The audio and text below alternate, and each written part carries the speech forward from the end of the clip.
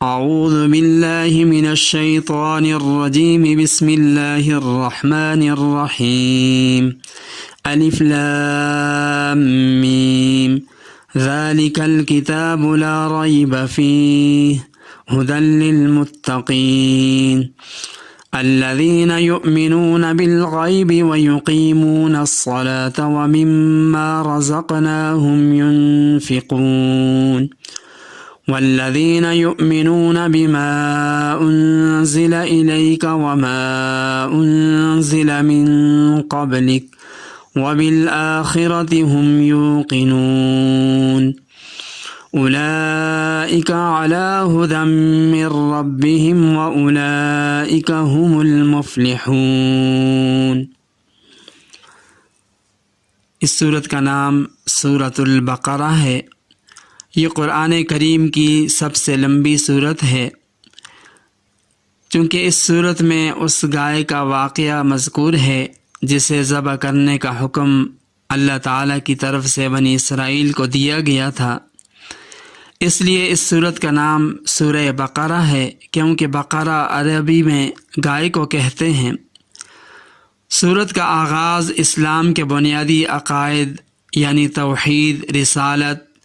اور آخرت کے بیان سے ہوا۔ اسی ضمن میں انسانوں کی 3 قسمیں یعنی مومن، کافر اور منافق بیان کی گئیں، اور پھر حضرت آدم علیہ السلام کی تخلیق کا واقعہ بیان کیا گیا تاکہ انسان کو اپنی پیدائش کا مقصد معلوم ہو کہ اسے اس دنیا کے اندر کیوں بھیجا گیا۔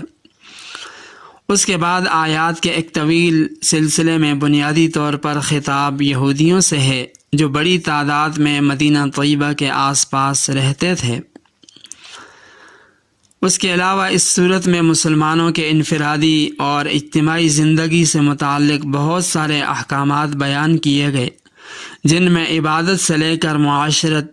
خاندانی امور اور حکمرانی سے متعلق بہت سارے اہم مسائل کا تذکرہ ہوا۔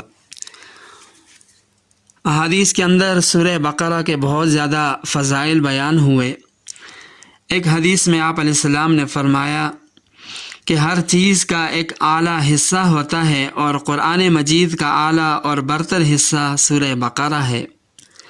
ایک اور حدیث میں آپ علیہ السلام نے فرمایا کہ سورہ بقرہ کو پڑھا کرو، کیونکہ اس کا پڑھنا باعث برکت ہے اور اس کا چھوڑنا وہ حسرت اور بد نصیبی ہے، اور اہل باطل اس پر قابو نہیں پا سکتے۔ اسی طرح ایک اور حدیث میں آپ علیہ السلام نے فرمایا کہ جس گھر میں سورہ بقرہ پڑھی جائے شیطان وہاں سے بھاگ جاتا ہے۔ ماقبل سورہ فاتحہ کے ساتھ سورہ بقرہ کا ربط یہ ہے، تعلق یہ ہے کہ سورہ فاتحہ میں اہدنا الصراط المستقیم سے رائے ہدایت کی درخواست کی گئی کہ پروردگار ہمیں سیدھے راستے پر چلا، تو سورہ بقرہ کی ابتدا میں اس کی منظوری آ گئی کہ لو یہ کتاب سرچشمہ ہدایت ہے اور سیدھی راہ دکھاتی ہے، اور پھر سورہ بقرہ میں ہدایت کا جامع اور مکمل پروگرام بیان کیا گیا۔ سورہ بقرہ میں ان تمام مضامین کی تشریح ہے جو سورہ فاتحہ میں بیان کیے گئے، یعنی اللہ تعالیٰ کی ربوبیت، رحمت، آخرت، عبادت، استعانت، صراط مستقیم، اور یہودیوں اور عیسائیوں کی مغضوبیت، اس کو تفصیل کے ساتھ بیان کیا گیا۔ سورہ بقرہ کی ابتدا وہ الف لام میم سے کی گئی۔ اس قسم کے حروف قرآن کریم کی 29 سورتوں کی ابتدا میں آئے ہیں، ان کو حروف مقطعات کہا جاتا ہے۔ ان کے متعلق صحیح بات یہ ہے کہ ان کا ٹھیک صحیح مطلب، معنی اللہ تعالیٰ کے سوا کسی کو معلوم نہیں۔ یہ اللہ تعالیٰ کی کتاب کا ایک راز ہے جس کی تحقیق میں پڑھنے کی ضرورت نہیں، اور ویسے بھی عقیدے یا عمل کا کوئی مسئلہ ان کے سمجھنے پر موقوف نہیں، بلکہ ان کے متعلق اتنا سمجھنا ضروری ہے کہ ان سے اللہ تعالیٰ کی جو بھی مراد ہے ہمارا اس پر یقین اور ہمارا ایمان ہے۔ الف لام میم، الف لام میم، ذالک یہ، الکتاب کتاب، لا ریب فی، لا ریب نہیں شک، فیہ اس میں، ہدن ہدایت، للمتقین پرہیزگاروں کے لیے، الذین جو لوگ، یؤمنون ایمان لاتے ہیں، بالغیب غیب پر، ویقیمون اور قائم کرتے ہیں، الصلاۃ نماز، اور من سے، ما جو، رزقناہم ہم نے انہیں دیا،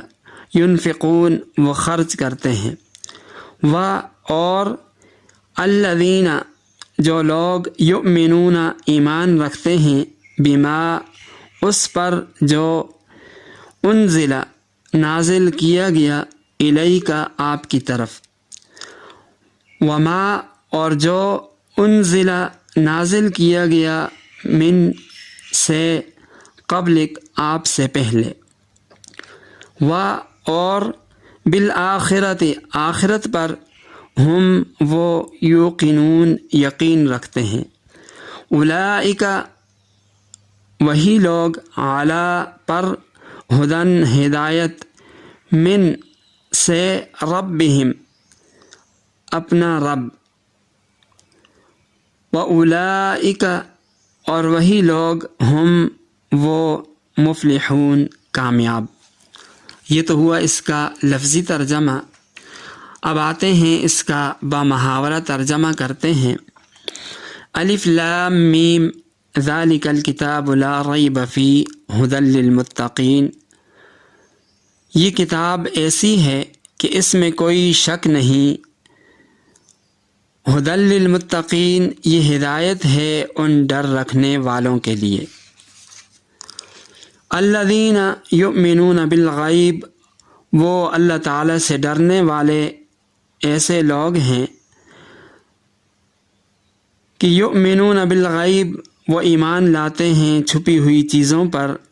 ویقیمون الصلاۃ اور قائم رکھتے ہیں نماز، ومما رزقناہم ینفقون اور جو کچھ ہم نے ان کو دیا اس میں سے خرچ کرتے ہیں، والذین یؤمنون اور وہ ایسے لوگ ہیں، یؤمنون یقین رکھتے ہیں، بما انزل الیک اس کتاب پر بھی جو آپ کی طرف اتاری گئی، وما انزل من قبلک اور ان کتابوں پر بھی ایمان رکھتے ہیں جو آپ سے پہلے اتاری جا چکی ہیں، وبالآخرۃ ہم یوقنون اور آخرت پر بھی وہ لوگ یقین رکھتے ہیں، اولئک علی ھدی من ربہم واولئک ھم المفلحون یہ ہیں وہ لوگ جو اپنے پروردگار کی طرف سے صحیح راستے پر ہیں، واولئک ھم المفلحون اور یہی وہ لوگ ہیں جو فلاح پانے والے ہیں، کامیاب ہونے والے ہیں۔ اللہ تعالی ہم سب کو سمجھنے کی اور اس قرآن مقدس کے مطابق عمل کرنے کی توفیق عطا فرمائے۔